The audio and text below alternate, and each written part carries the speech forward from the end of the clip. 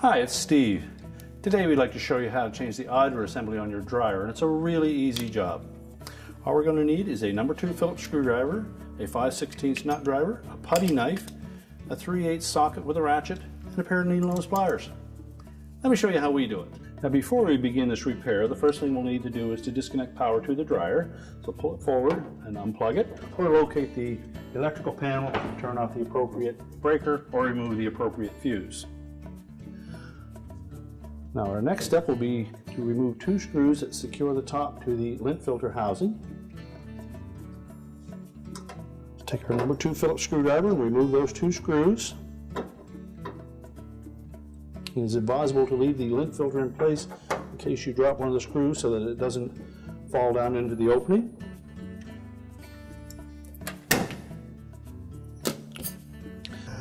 Now next we'll take a putty knife and we're going to go into this little gap between the front panel and the main top and depress a spring clip. Just push back on it, release the clip, and then lift up slightly on the main top. Do the same on the opposite side. And once we've released both clips, you can open the door up and raise the main top. Now we'll need to support that top against the wall or have a second person hold it in place for you. Now with the main top lifted up, we now have access to the wire harness connector to the door switch. There's a little locking tab on it, so we'll need to release that. Use either a small flat blade screwdriver or you can use the putty knife that you have. Most of these connectors will have a locking tab on both sides, so just gently spread that connector enough that it will release it.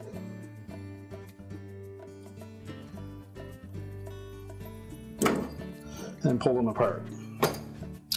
Next we'll take our 5/16 nut driver and we'll remove the 2 screws that secure the front panel to the cabinet.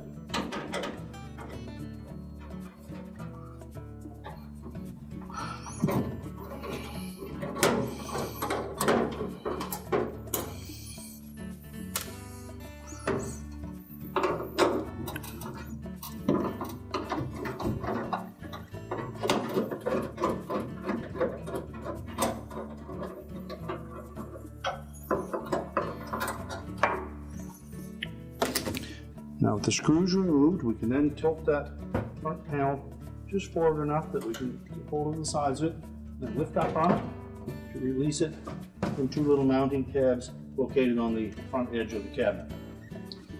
We can then set the front panel and door aside. Now next we need to remove this front bulkhead. And there are 4 5/16 hex head screws that hold that in place. So we'll remove the 2 bottom ones. And then just loosen the 2 top ones. So they have keyhole slots in that bulkhead to allow us to do that. Then we can just lift up on that bulkhead till we clear those 2 top screws. Then support the drum and lift that bulkhead away and set it aside. Now next we'll need to remove the belt from the drum. So we can reach in on the right hand side. You feel the belt wrapped around the motor pulley and around the old idler pulley.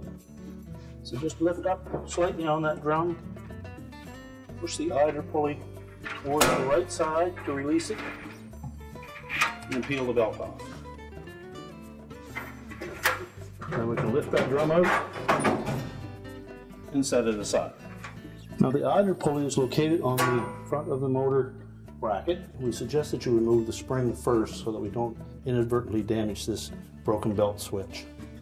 So with your needle nose pliers, just grasp the right hand end of that spring. We'll stretch it slightly and then unhook it from the motor frame.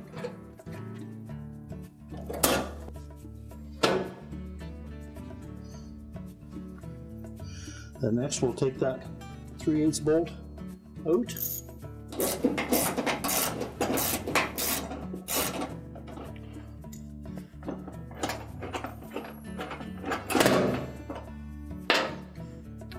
And remove the old idler. Now we'll remove the spring from the old idler assembly, discard the old idler, Install the spring on the new one. You need to make sure that the small hook is pointed back towards the motor.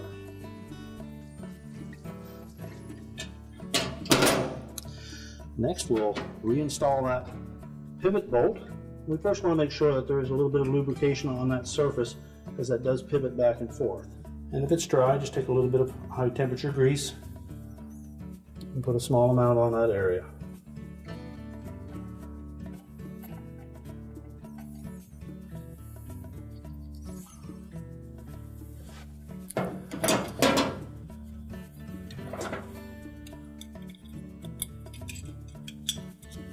We'll position the new idler, taking caution not to damage that switch.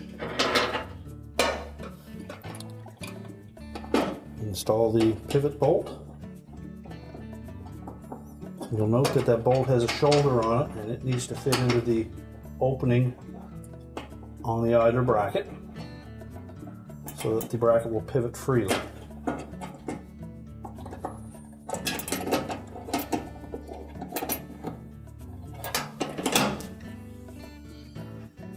And tighten the bolt with your ratchet.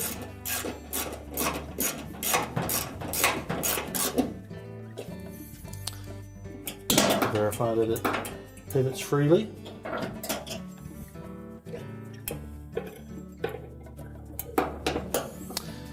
Now next, we'll need to reconnect that spring to that opening in the motor mount.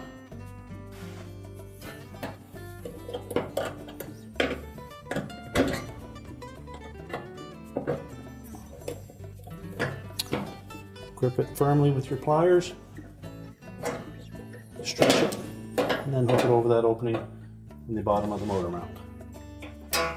Again, check, make sure that the switch works properly, and then we have adequate tension on the idler assembly. And now we're ready to put the drum and the belt back in. Now before we install the drum, we'll show you how that belt will wrap around the motor and idler pulleys. Basically, the groove side of the belt will fit onto the motor pulley. It will go under the idler pulley with the flat side against the idler pulley. Come across on the right and around the drum, and across the bottom towards the left with the groove side against the drum. That'll provide tension on the belt to keep it tight. To reinstall the drum and the belt, we'll first start by wrapping the belt around the drum. We'll put the groove side of that belt against the face of the drum.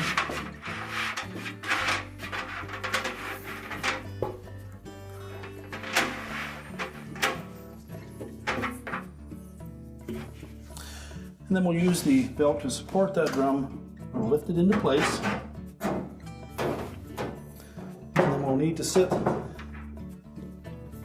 this raised portion of the drum over top of the rear drum rollers. Again, we'll just roll that belt around and make sure that we have the groove side against the drum. And then while supporting that drum in an upright position, we'll reach in on the right hand side. We're going to wrap that belt around the idler and motor pulleys.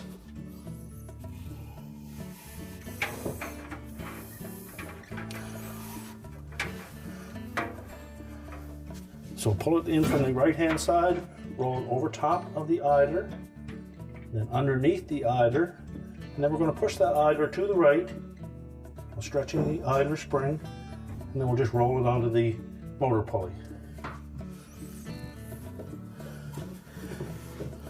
And because the idler pulley is to the left of the motor pulley, in this model we'll need to turn that drum counterclockwise to help center the belt in the pulleys. Once we've turned it a few times, we can just let it support itself. And next we can put the front bulkhead on. Now with the front bulkhead, we'll need to make sure that again it sits on top of these two rollers and that will fit into this groove. So just raise that drum up into position, locate the keyhole slots on either side of that bulkhead, center those over the screws and allow it to hang in place. We'll take the two bottom retaining screws, we'll tilt that bulkhead into position while lifting up on that drum slightly to allow those rollers to fit underneath the drum.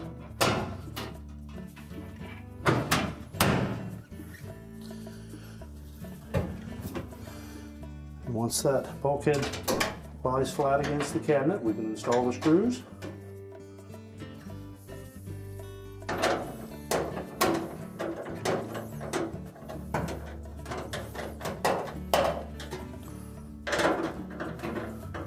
And tighten them securely.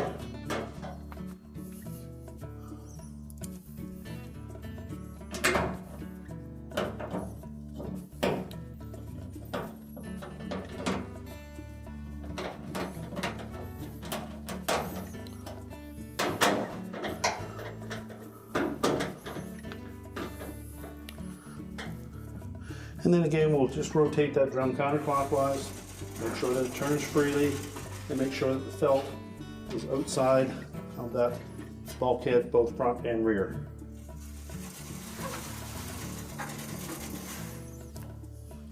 And now we're ready to put the front panel back on.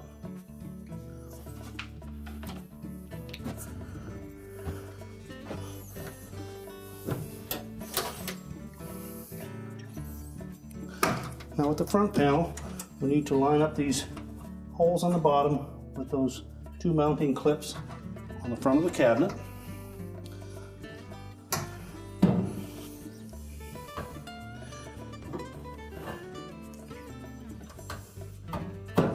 So just lift up slightly on either side and allow that to sit onto those two clips.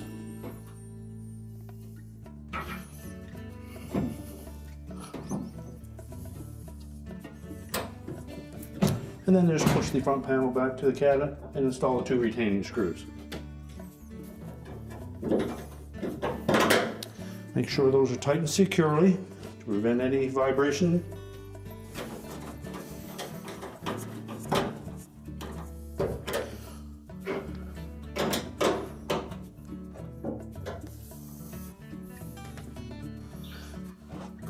And then remember to reconnect the door switch harness. Make sure it's fully inserted so that the locking tabs engage on both sides. And then open that door up. And we'll lower the main top down into position. Line it up over the two spring clips. Push down firmly on it until it engages. Then install the two retaining screws for the lint filter holder.